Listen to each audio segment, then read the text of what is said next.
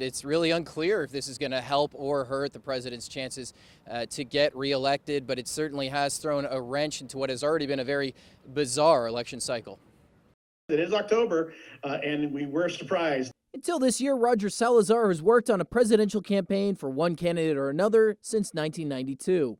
I was in the White House during the '96 campaign, working in the Clinton administration, and opened up the press operation for Al Gore in 2000 for his campaign for president. But he says 2020's latest campaign bombshell announcement has been especially surreal. The president contract coronavirus when he had downplayed it so much, just sort of puts the cherry on top of the year. It's really weird.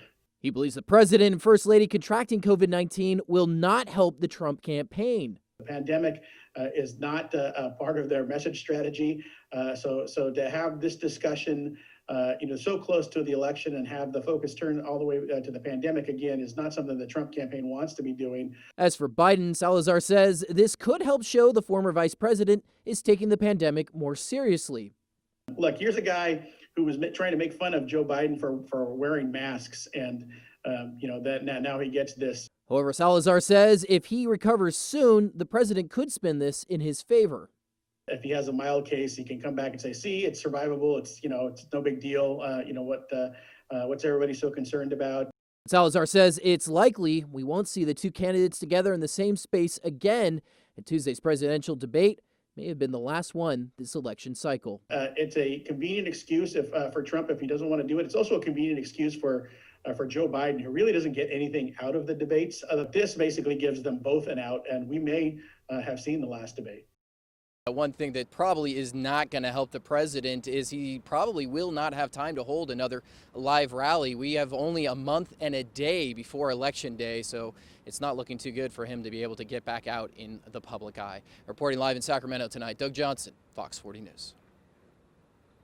Today, the White House says the president has mild symptoms of COVID-19. It can cause a cold. And so when I think of a minor illness, what I think of somebody at home with maybe a low-grade fever, cough, runny nose, sore throat. Those are the sorts of things I think of with a mild case of COVID. Dr. Dean Blumberg is chief of pediatric infectious diseases at UC Davis Health. He says the president could have a difficult time recovering from COVID-19, adding at 74 years old, the president's age means he's 5 times more likely to need hospitalization. On Friday afternoon, a White House spokesperson told CNN that out of an abundance of caution, President Trump will be working out of offices at Walter Reed Hospital for the next few days. And there's a 90 times increased mortality risk. So it is very severe it can be severe on anybody, but especially for people of his age. And then complicating that is his weight. He is overweight, and that means he's got a 10 times increased risk of dying from this on top of the increased risk from ages. So it's very concerning.